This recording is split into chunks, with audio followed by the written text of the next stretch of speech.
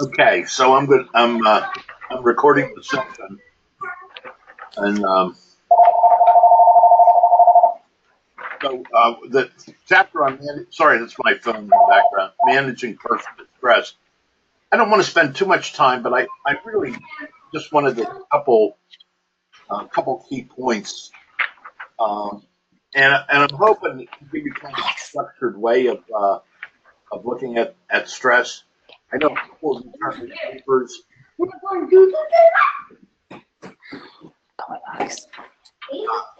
There's some little kids in the background.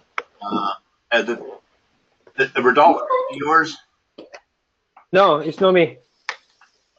Uh, you could mute if you have kids in the background. You can mute your microphone.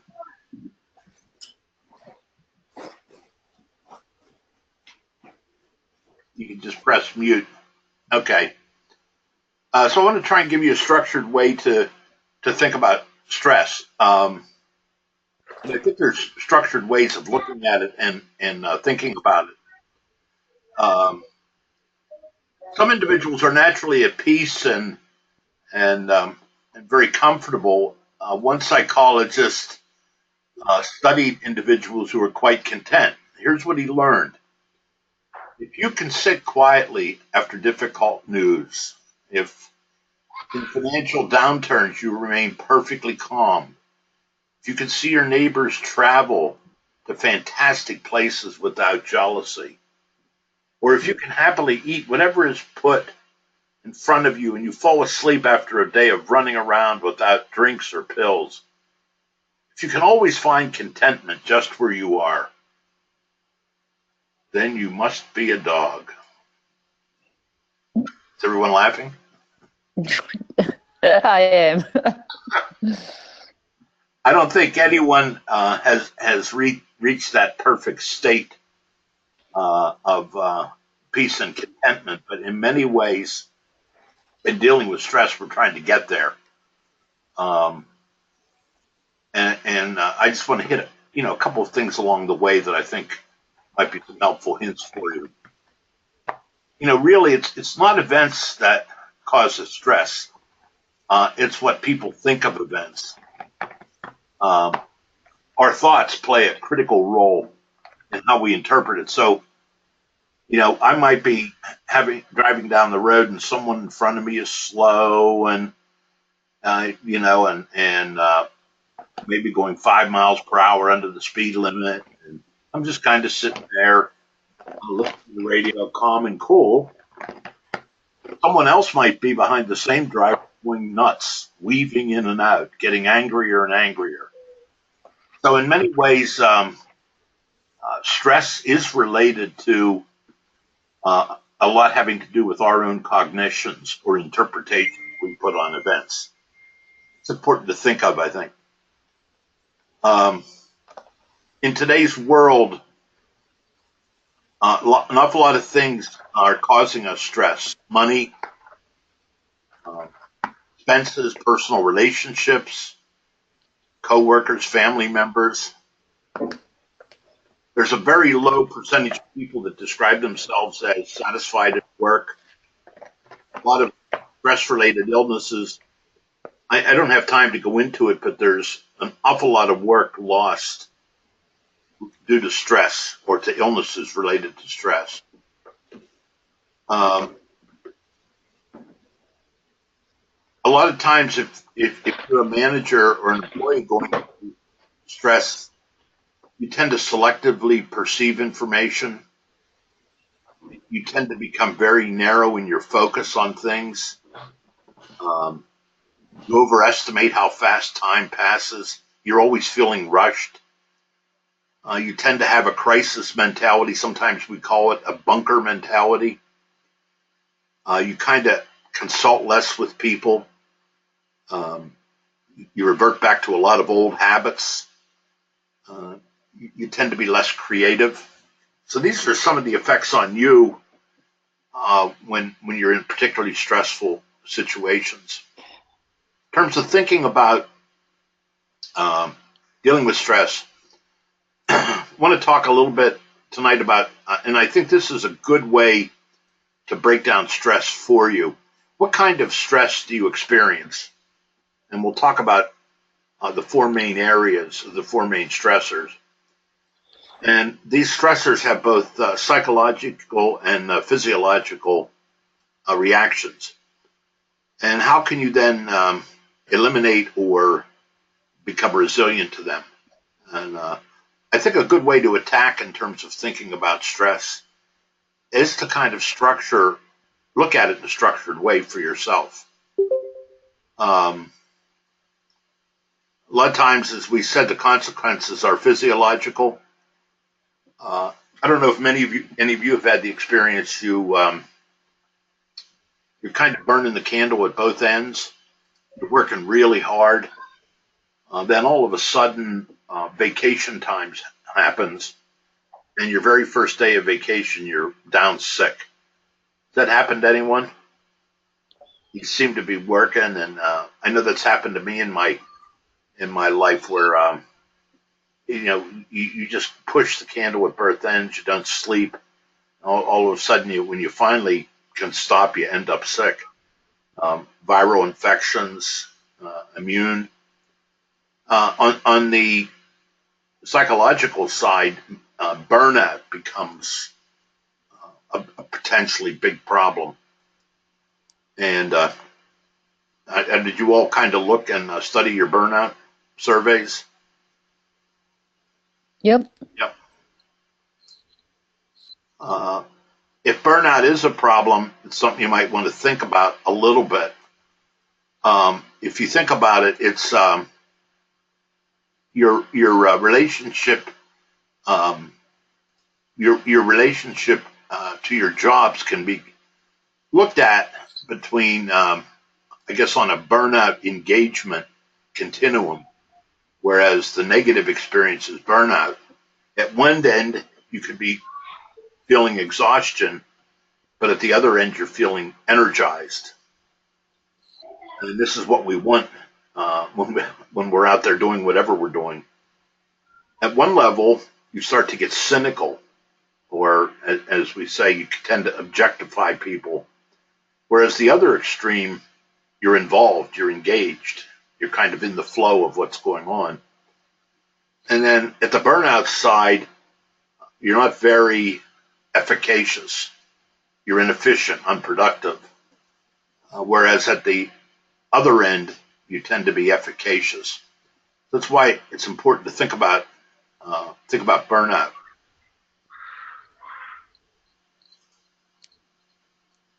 Whoops. So this is what the burnout survey measured. Being at the end of your rope, feeling overextended. You're almost feeling exhausted all the time. The second one, depersonalization, you may tend to get more and more negative, feeling detached. Or the last one, you may feeling like you're not accomplishing anything, you're not getting anything done, you don't feel like you're achieving things.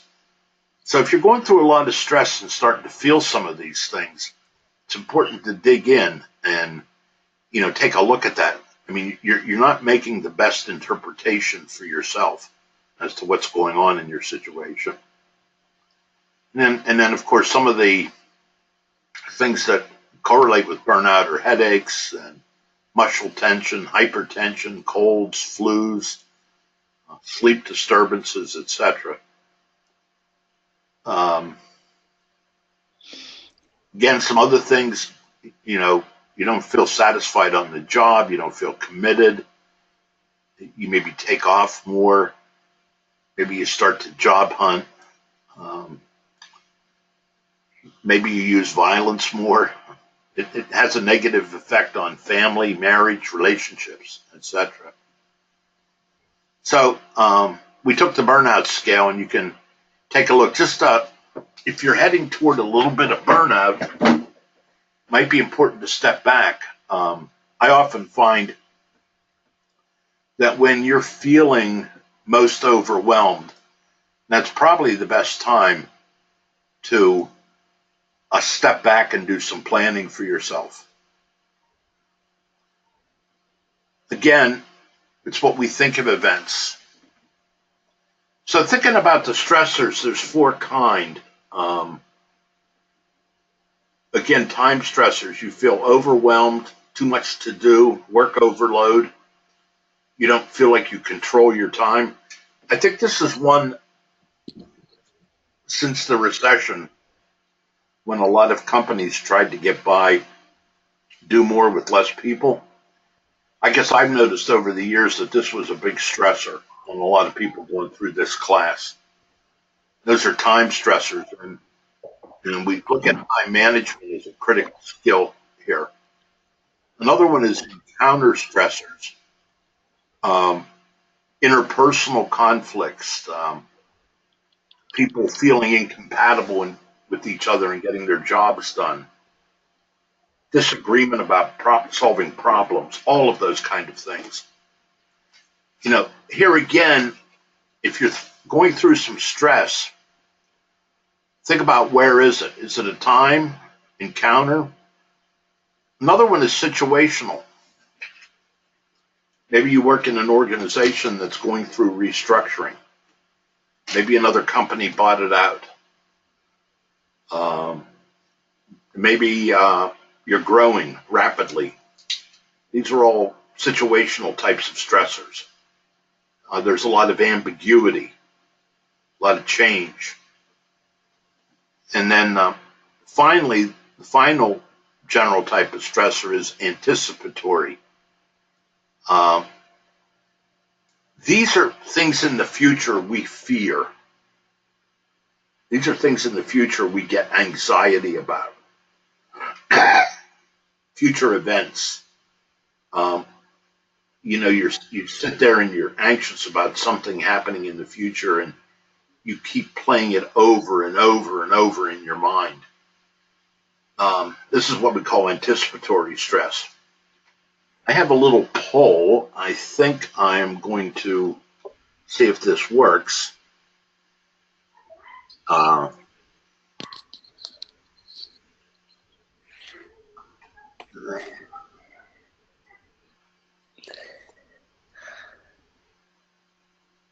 What is your the source of most of your stress? I don't know. How many of you, 7 of you, voting? If you voted for one, what would be the one that hits you the most? Do you see the poll? Mine is anticipatory. Yes. Can you click? Oh, okay. Yeah, click on the poll. I want to see where all of you are. Everyone voting? Yep. Yeah, I did.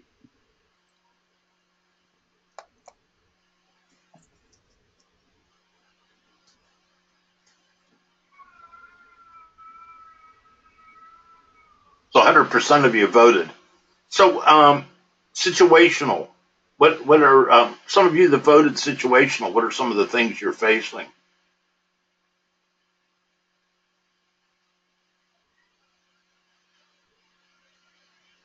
All right, let me.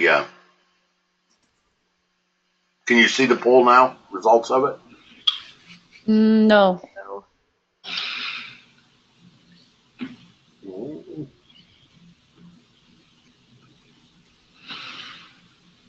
Whoops. All right. Well, I'll keep working on it. 50% of you voted for situational. And what are some of the situations you're facing? And some of you that voted there, it would be a source of stress. Anybody feel free to jump in.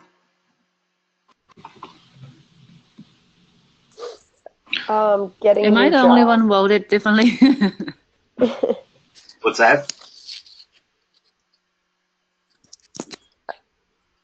Oh, I just said like getting a new job. Hello? Is that anticipatory? Or situational? Okay, in the new job. Mm-hmm. Okay. Who else?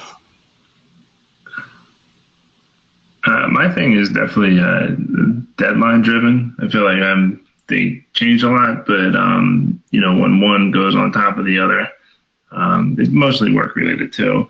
And then when I feel pressed against a deadline, that causes me some unwanted stress. So that's time.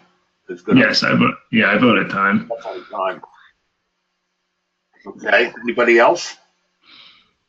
Mine's more related to my kids and my current company downsizing. Okay. So that's a situational.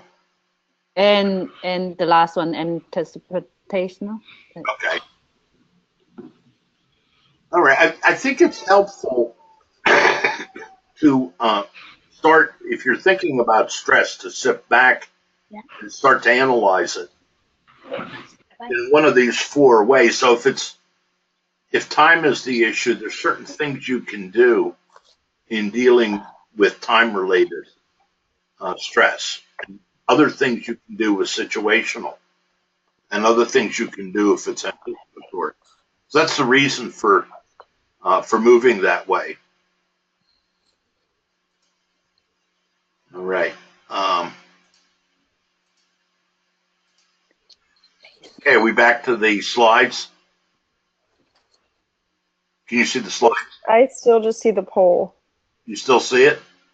Yeah, the poll results. Okay. All right. Should be closed now. It's closed, but I don't see your. It doesn't look like you're sharing anything. Yeah, it's just the homepage. Okay. There we go. There you go. All right, good. Here's a way, there's different ways of thinking about managing the stressors. The best is if you can eliminate them. Usually, though, what you're going to end up doing is trying to develop resiliency in dealing with them and trying to get some long-term effects of it. You're trying to take a proactive approach to manage it. And then the last is some possible temporary. If you're reacting to stress, what are some temporary things you can do that are short term? So those are some ways of thinking about it. I mean, you're not going to be able to eliminate all the stressors out there. And sometimes we do get drastic, though. If the job becomes unmanageable, we quit the job.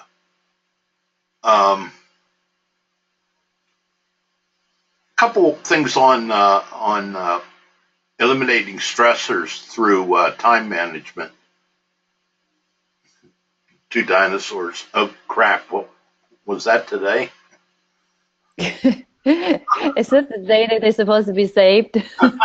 Time management. Oh damn! Was that today? This That was so me.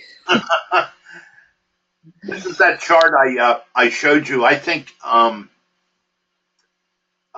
this is just an excellent way to think about everything that you're doing on the job in terms of importance and urgency. And I know a lot of people that keep this little chart on their desks when it's when things are most overwhelming that you need to step back and try and organize things for yourself. I often say that when a company or an office is phenomenally overwhelmed, that's the best time to just stop everything and sit back and regroup and plan for half a day. What happens is when you get into these stressful situations, the level of productivity just drops off. And you think, oh God, and you stay an extra hour, an extra 2 hours to try and catch up. And it's just almost a self-defeating proposition. Concept I want to bring to you is the concept of effective time management versus efficient. A lot of you are used to time management workshops and all of that. Most of them are related to what I call efficient time management, which I think is good. There's a lot of great techniques out there. Using electronic calendars, um, being able to, uh, do a lot of activities while you're on the move.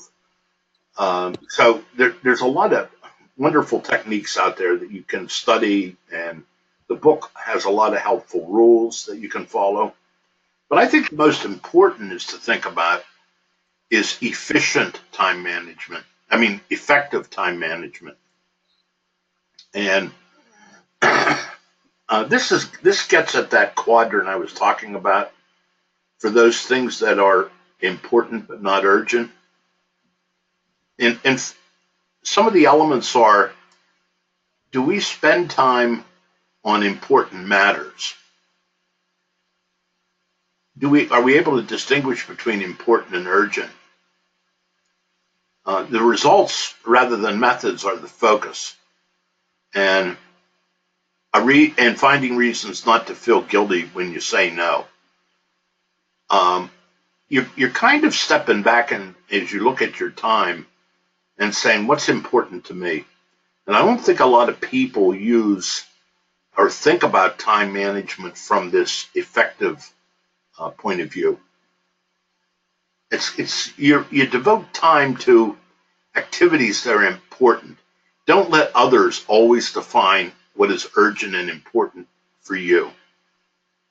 And don't feel guilty for saying no. Uh, I hear this issue so many times with people. They want to help, they want to be helpful, and it's hard to say no. And what happens is other people are managing your time for you, and you never seem to get time for what's really important.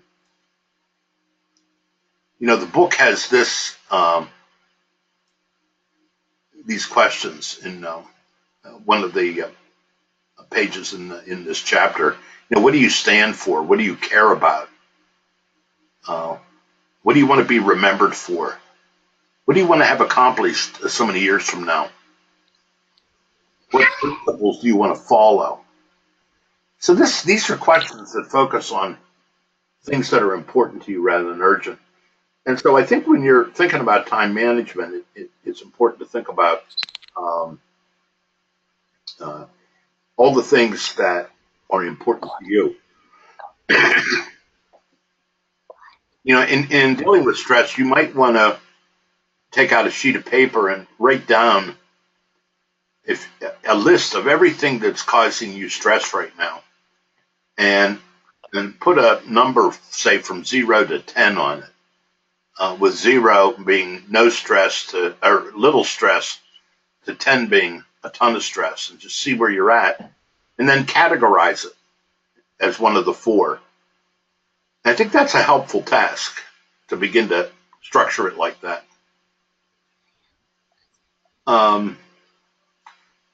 Say a few words about developing resiliency to stress. It increases your capacity to withstand some of the negative effects of stress. Physical is one way to develop resiliency. Your diet, your sleep, cardiovascular. The psychological, we'll talk a little bit more about balanced lifestyle or hardy personality, what that means, how a type A personality may be a bit negative. Small win strategy is a way to deal with anticipatory. If you're worried about something in the future, plan out right now how you're going to deal with it. How many of you participate in yoga? Any of you? Sometimes I do. Anyone else? I've done it a couple of times, but didn't really stick with me. I know a lot of people are using that for looking at stress. I don't know if you've ever heard of the concept of mindfulness. I'll talk about that a little bit toward the end. My kids do that. What, the mindfulness? Yeah, they have a program from in the elementary school. What do they do? They're just listening and then they meditate. Okay. There's an I don't know. there's an awful lot being written, a lot of attention being given to that recently. Some other resiliency factors are social, especially within counter stressors. Do you have close emotional ties with people? Do you have supportive interactions? Do you have mentors that you can get good feedback from, or do you have high functioning teams that you're part of? These are all ways to develop some resiliency around some of the encounter types of stress you might find.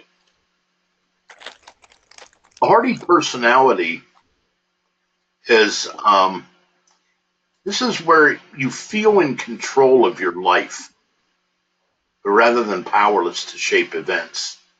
And we're going to talk a little bit more about that when we talk about motivation and empowerment.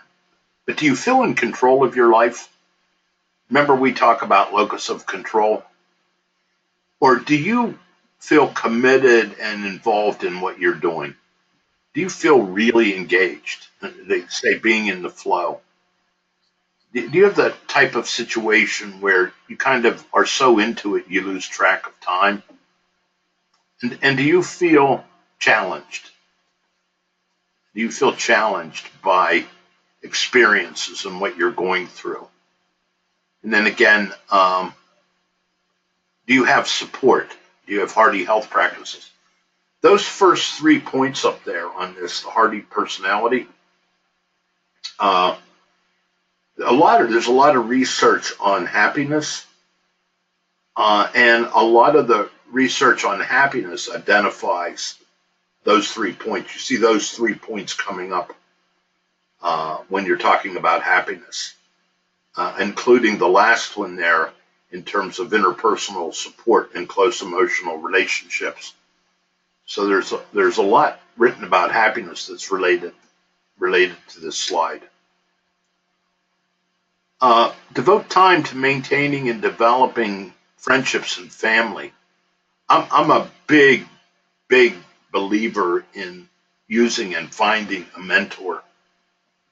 It's not necessarily the kind of thing where you can go out and kind of pick it.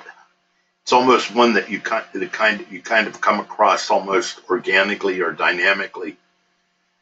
But my whole work life, I had someone I would call a mentor. So I really advise all of you doing that and finding someone out there that you can brainstorm with, that you can give and get feedback from.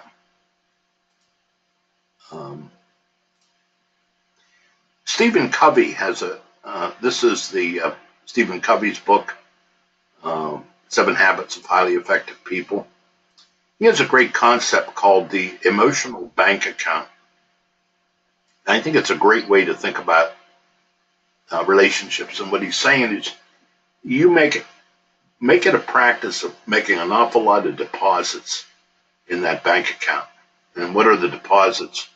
Well, treating people with kindness, with respect, with courtesy, with honesty, and try and minimize withdrawals from it. Disrespect, authoritarianism, lying, not listening. If you build up a big bank account with somebody, they're going to give you a lot of leeway if you happen to make a withdrawal. So encounter stressors can greatly be reduced by building strong emotional bank accounts with others. So think about that a little bit on the encounter side. Reframing, sometimes this might be when you're dealing with anticipatory or stress. And try and talk yourself out of it. Find a new cognitive, frame. You know, I've solved similar problems like this before. You know, hey, if I have problems, there's a ton of people who are going to help me. You know, really in the long run, it's not really that big of a deal. Hey, there's a lot of good things I can do to make sure I'm successful. I can learn something. Hey, I've done this many times in the past. I'm going to be fine. So basically, what you're trying to do is form another cognitive frame in your mind that helps you deal with the stress. Another, I think, important issue here is to think of life balance. One of the things you might want to do is kind of maybe go out and draw a circle on a paper of your own life and think about all these activities: physical, cultural, work, intellectual, social, family, and spiritual. And by spiritual, I don't necessarily mean religious in the conventional sense, but things like your meditation and where is your life balance right now? Are there areas that you're neglecting? You know, coming back into life balance is real important. That's one of the criticisms of millennials today, that they worry about life balance too much. I happen to think it's a good thing. I tend to think they'll be more productive. Any millennials listening to this? You agree with that? Yeah, Um, I think we care about it, but I wonder if we really like follow through with it, or do we, you know, put too much on our plate? yeah, that's a good point. A lot of like empty promises. Yeah. Well, you know, if things are getting stressful, it's pretty important to think about where this fits in trying to um, bring balance back into your life as things seem to be out of balance. Um, you know, a lopsided pattern might be non-adaptive. If we are finding stress in our work life, is it going to be helpful to devote more and more time to it? That might be counterproductive. Um, if you're feeling overwhelmed at work, that might not be the time to put more time into work. Generally, we tend to become more productive when we are feeling a little more balanced and relaxed. Just some food for thought on that. Did you take the Type A personality test? I did. Well, I have another poll for you. I want to find out where everyone is. See if I can get it working.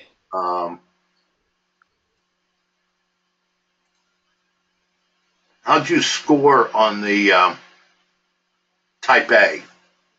Are you a Type A? Are you a Type A or moving toward the Type A, or are you a Type B? Or are you kind of in the middle? Where do you put your? So, Professor Bruce. Yes. So I was reading it. It says that if you score 12, every one of them you four category. If you score 12 in all category, you Type A. But if some score is above 12, some is below 12, will you consider as Type A or towards Type A? I would consider you moving toward Type A if you score any above 12. Okay, so what is Type B then? Type B would be lower down. Maybe you score 4 or 5 on each of them, or 6. I see. All right. There's some in the middle here. 50 type B. 67% of you have voted. Everyone vote?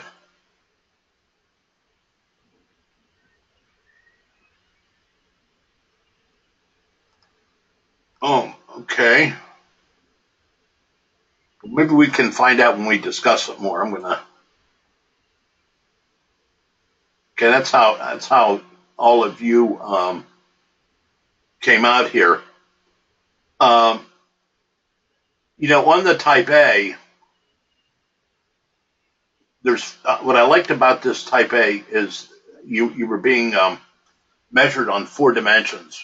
How impatient you are, or urgent you constantly are, or how competitive you are.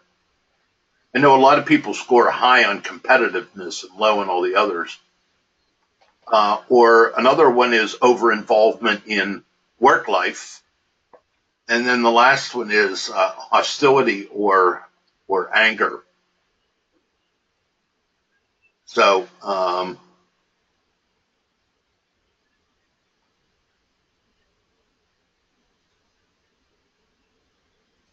right. Can you see the screen now? Yes. Mm-hmm. Yep. So if you score a 12, the studies have shown that that high type A can be related to heart disease, anxiety, hostility. If you scored real high in hostility, that seems to be the biggest risk factor. And we're not saying that having type A is bad, but extreme versions of it could be problematic for you, and you should watch for it. A lot of times people believe, a lot of times type A personality are people who are, very task driven. They get the job done. They're the real high achievement oriented people, and that's a good thing. So, I fit in the type B. My problem is I'm maybe too laid back, and some of the problems with being laid back.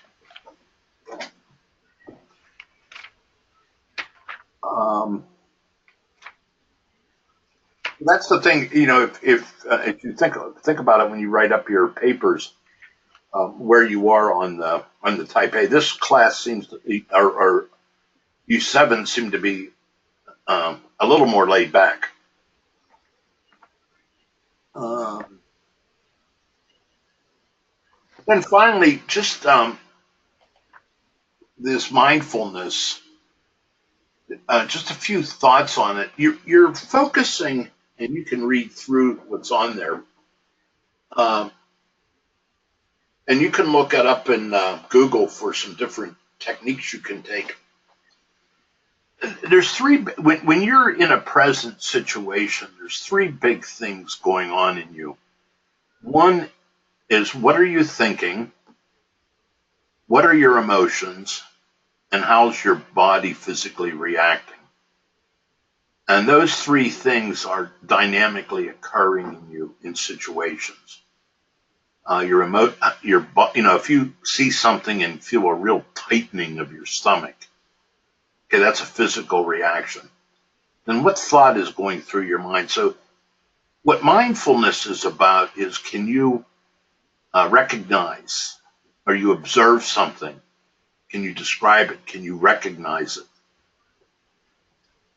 And what mindfulness is, that focus on you it really is the ability to stay in the present moment, in the current moment.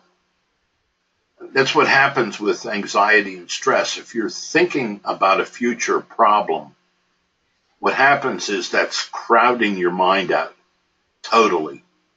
It's like a movie running through your head that you can't get out of. And that keeps you from living in the current situation you're in. So mindfulness is a technique to help you to be able to deal with the stress by focusing on the present and and what's going on. As I said, there's a lot being written today about this, and a lot of organizations, police departments, etc., are going through this mindful training. Mindfulness training, has been, a very useful treatment for a lot of medical conditions, to preventing deterioration of memory, reducing distracting thoughts, enhancing attention. So there is there is a lot to this. I think it's potentially very helpful with stress.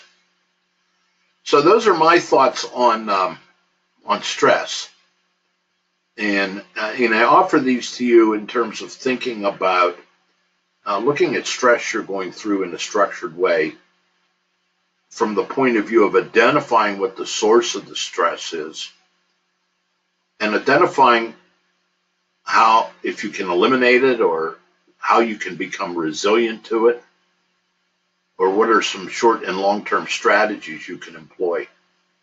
But I think the first step is really identifying that source of stress, what it is.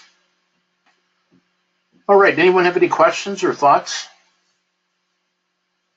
for me? No. No, I don't have any question.